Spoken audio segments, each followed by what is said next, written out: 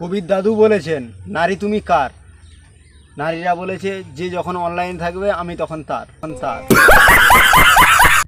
এখন রাতে আমি ঘুমোতেই পারি না, দাদা বলে ডাকা বোনগুলোর কিভাবে বিয়ে দেব সেই চিন্তা। সিঙ্গেল মেয়ে যে যে আছো তাদেরকে আমি একটা কথা বলতে, আই লাভ ইউ। হে প্রভু, হে প্রভু। ফোনটাকে সামান্য ভাইব্রেশন মুডে রেখেছিলাম, লোকে সেটাকে ভূমিকম্প হিসাবে ধরে নিল। আমিও চাই ভাত কাপড়ের দায়িত্ব নিতে, কিন্তু তুমি তো দেবে না।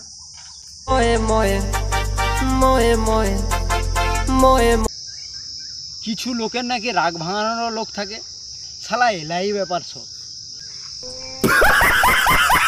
তোমার কথা ভাবছিলাম, তারপরে ভাবলাম থাক, ফালতু জিনিসের কথা ভেবে লাভ নেই।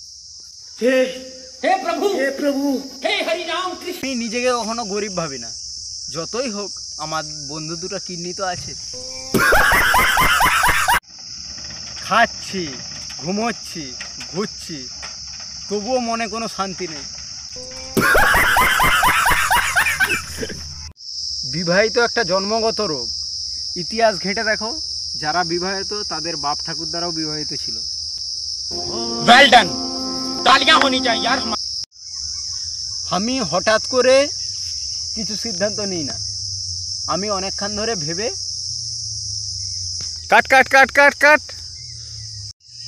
তুমি বিশ্বাসের কথা বলছো, আমি ঘরে তালা দিলেও চাবিটাকে টেনে টেনে দেখি।